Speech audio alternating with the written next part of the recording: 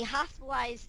He heals himself in a broken down, abandoned prison in a hole, and uh, yeah, very watered down. Mm. What'd you think, man, tomorrow? Oh, man.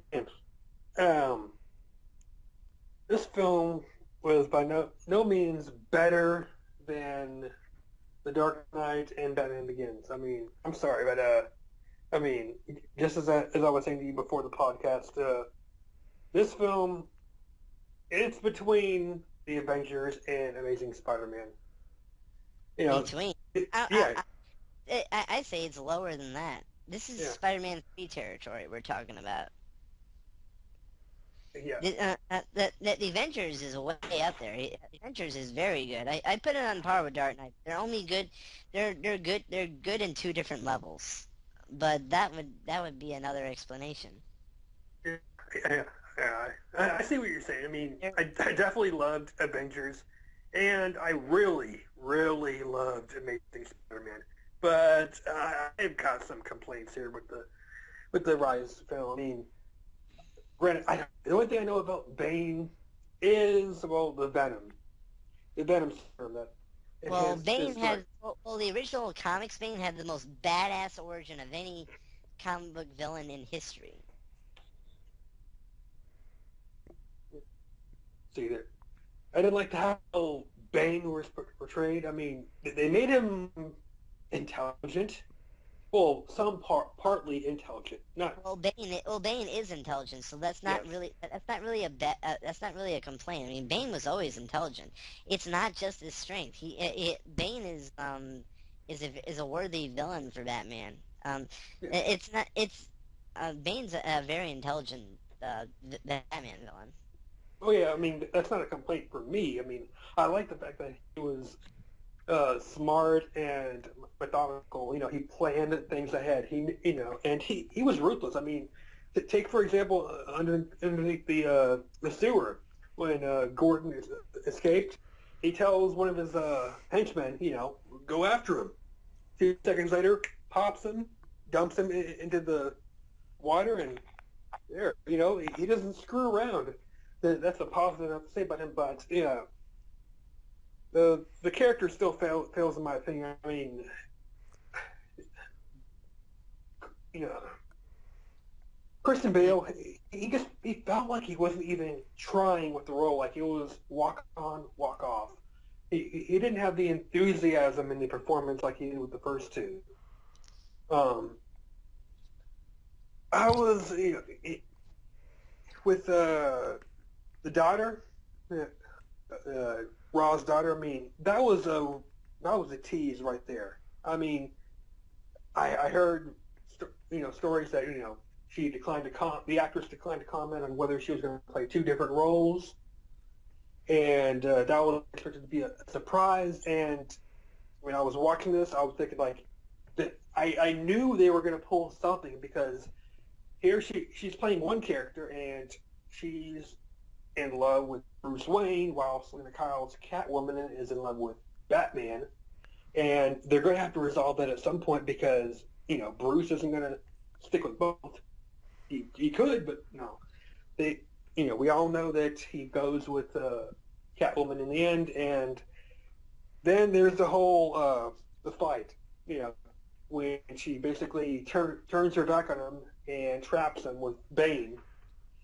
When it came to the quote back break moment, and he wrote when Bane rose Batman. He didn't break his back. Yeah, He I mean cracked it was. it. Yeah, correct. I mean, when he wrote in that scene, that was implied that he broke it. When he rose him above, I'm thinking like, oh yes, he's gonna do it. This is what I asked for. And then boom, I'm like, what the hell was that? That was not even a back break. I mean, I'm like, my jaw was like right in the middle, like, what the hell? What the fuck? Are you serious?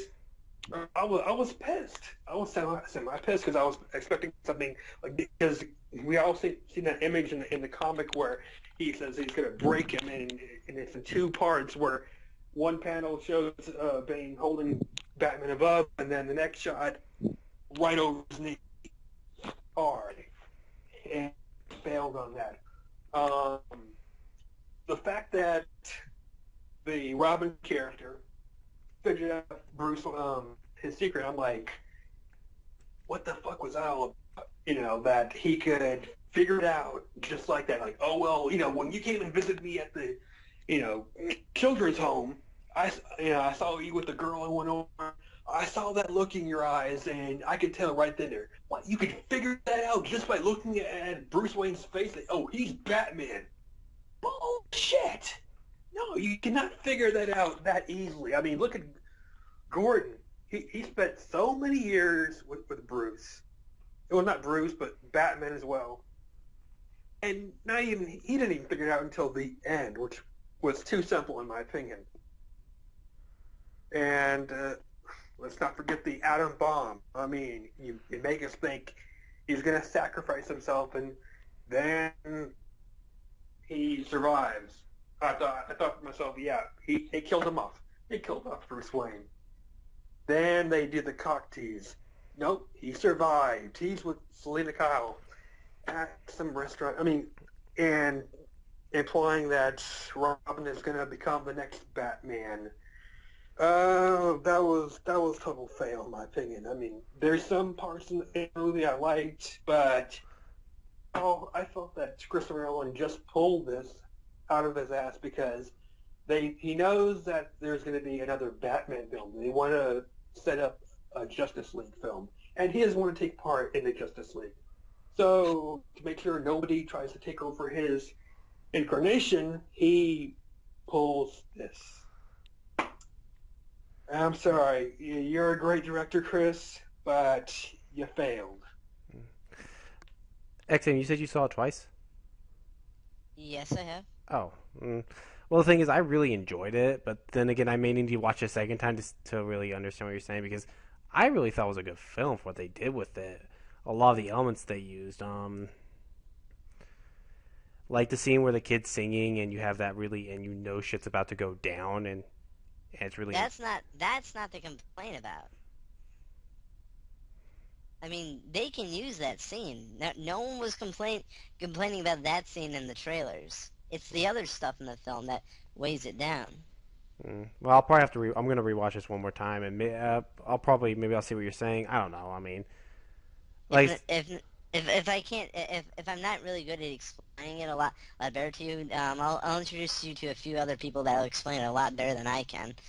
What I love is that they tried to recreate an iconic scene from the comics where they break Batman's back when they don't know what came beforehand before Bane broke his back. But no, they just break Batman's back and with no significance whatsoever. Well, when he broke his back, I actually thought it was gonna be different. I thought he was gonna punch him in the back like a few times and really just fuck it up from there.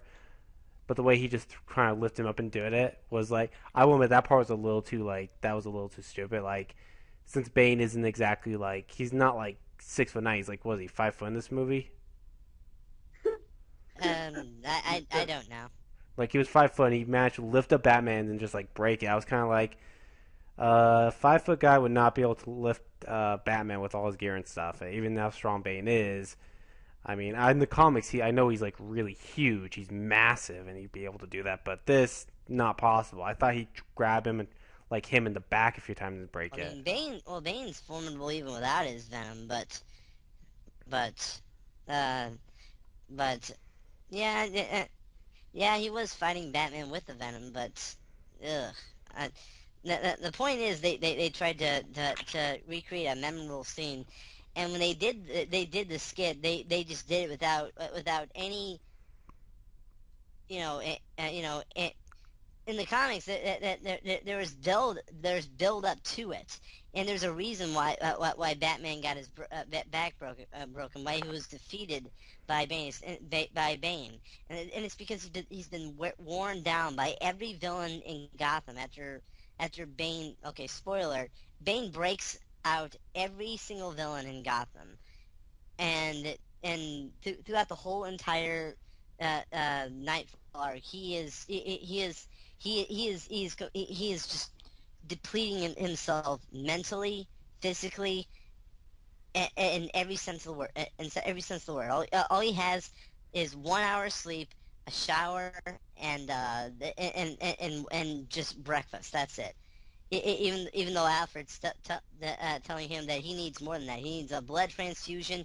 He needs maybe a whole entire vacation, and maybe a psychological uh, um, examination on him. But no, Batman pushes on, like very recklessly, getting everyone into prison. And when he's maxed out entirely, Bane finally finds him, beats. Batman tries to fight him, and there's controversy at the end of this because we don't know if Batman would have well, back then, at least. People didn't know whether or not that Bruce Wayne could have beaten Bane if he was at full max, but no, Bane wore him down, and that was on purpose. By breaking out every low-key villain, small-time petty crook, and even super villains out of the prison, wearing him down mentally and physically. And even though Bruce Wayne tried, he could not beat Bane. And when he couldn't beat him, Bane did the one thing he said he would do to Batman is break the bat. So he breaks Batman's back. Hmm. It's a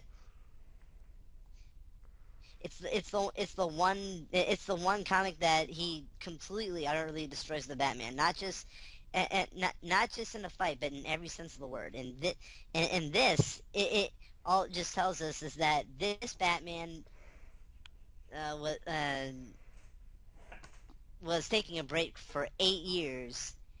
He's completely out of shape, and he gets beaten up by Bane.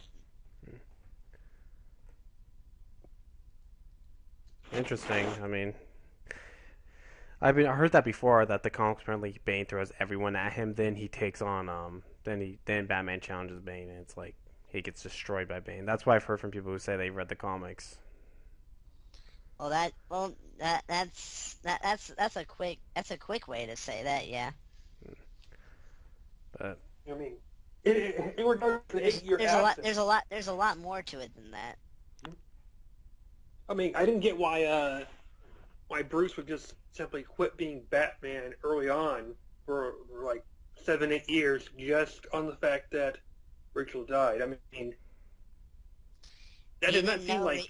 he didn't know Rachel died until Alfred told him, and so he just fired Alfred after that.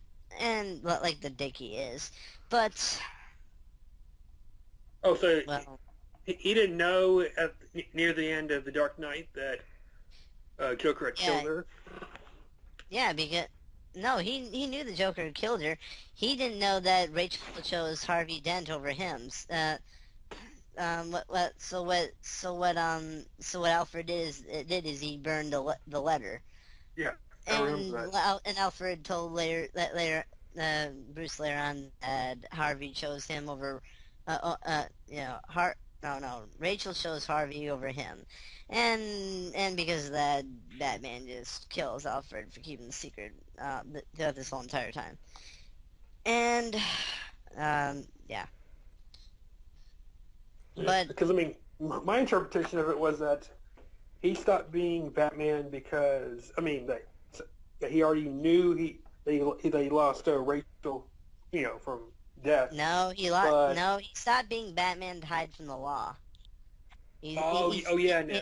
Well, not only that, but he also stopped being Batman because of the Dent administration was established, and that was pretty much um, um, bringing all the crooks in, all the criminals, and all this stuff, and it got to the point where everything was the whole entire city was cleaned up. It was peacetime. Everything was all good until Bane came along. Which I never quite understood how he broke out. I mean, they never said, yeah. Bane didn't break out. Bane didn't break out. He was never in the